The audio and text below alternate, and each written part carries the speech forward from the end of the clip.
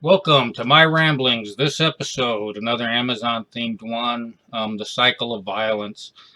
This past summer, I had gotten to on my list of things to do, communicating with OSHA about the wording and the application of their workplace workplace violence standards and guidance and its applicability to management. And they did say that it may say workers, but it applies to all employees.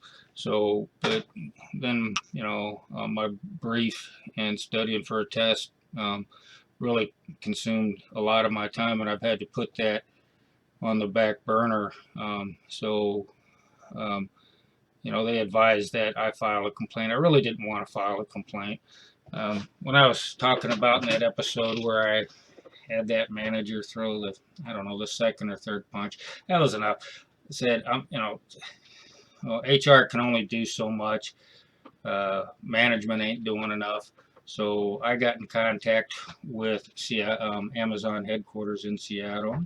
Thanked them for having all the benefits that they have, and pointed out that, yeah, most of their managers, they're just professional. They go about doing their work. They're helping younger people, newer workers, to develop skills, moving them into other positions. But that they have a problem with some of their managers that react the way they do. And I stated two notable things. I posed the question to you, you know, what would have happened if I had lost my composure? You know, if I ran screaming down the hallway, or I yelled for the police, or tried to block it. Um, you know, what would have happened? If I had lost my composure, and that really wasn't the question that I was posing to them, because undoubtedly, management's going to take the side of management.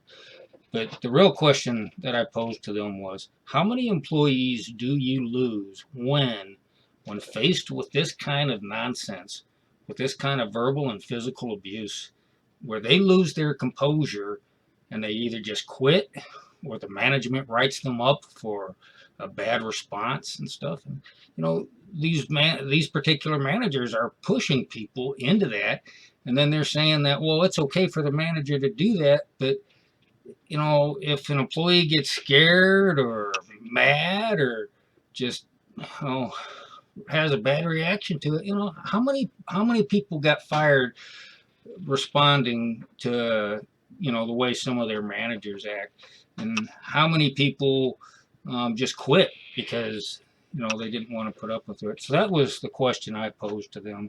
I told them, I'm not necessarily trying to get fired. These are all pretty much younger people, and people make mistakes, but you better start doing something. I think, I would really appreciate it if you would start training these guys better. I mean, I was really at the point, should I report this to the police and what have you?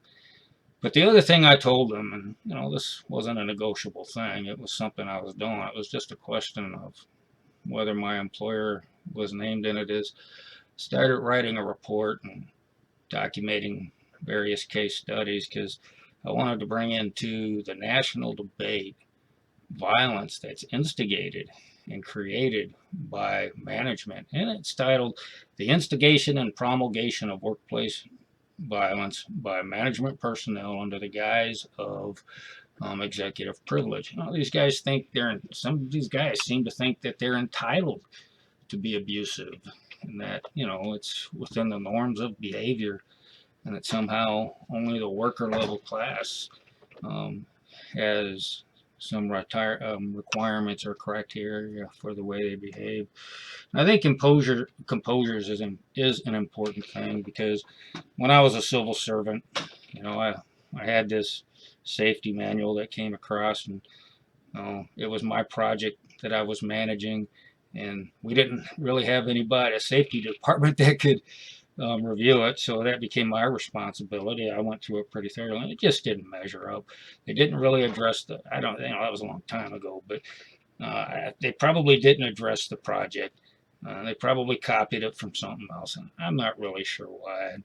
Why my supervisor didn't just sign off on it if he was so intent on doing so. I mean, that would have been above my pay grade, but Um, he tried to pressure me to sign it, and then things just got progressively worse, on and on and on. He started taking projects from me, and you know, here they paid all this money to move me and my family up there. They sent the trucks out to pick up the belongings and hauled my ass up there, and it just seemed unprofessional to me.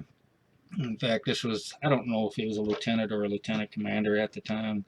This is the guy I had complained a few months earlier to the XO about. But so something came up about something else, and he just started shouting at me and said, "Hey, we're going to go outside." I thought he just wanted to go outside and talk.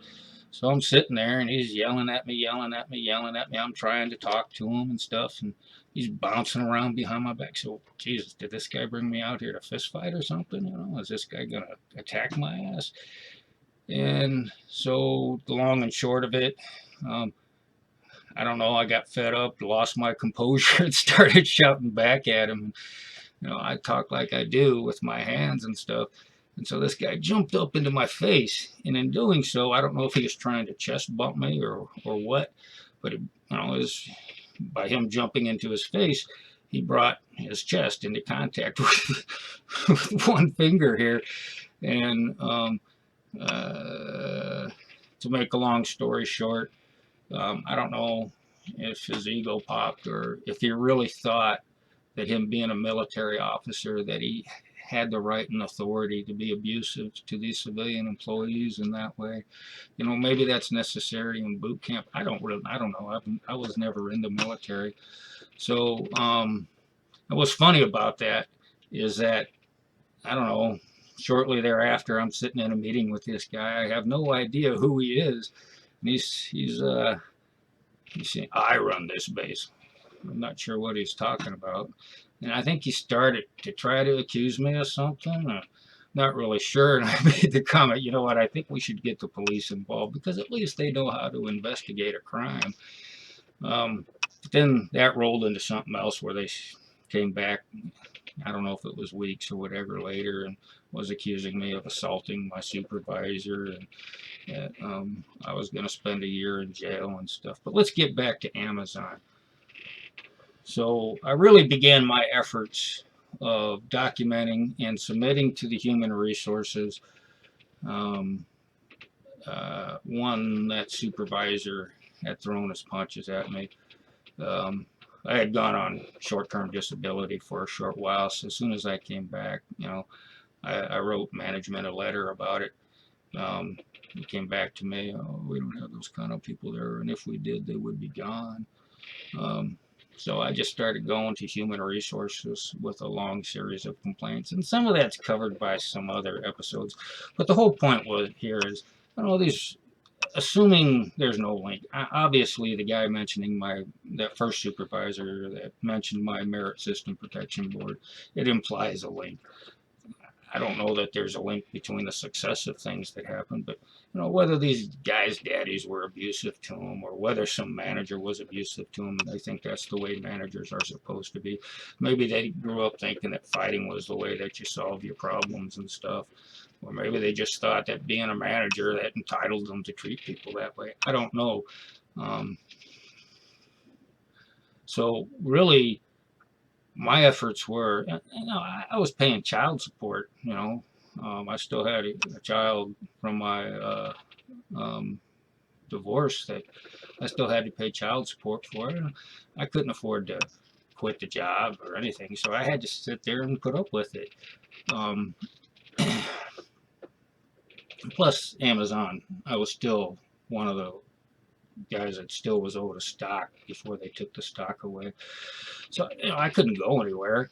I had no place to go. I had to pay my child support. I couldn't afford to be unemployed.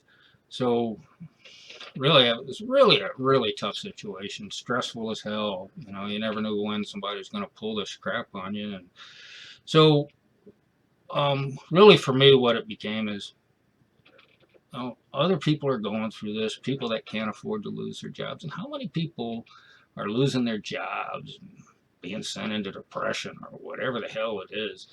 And how many places throughout the country is this happening in?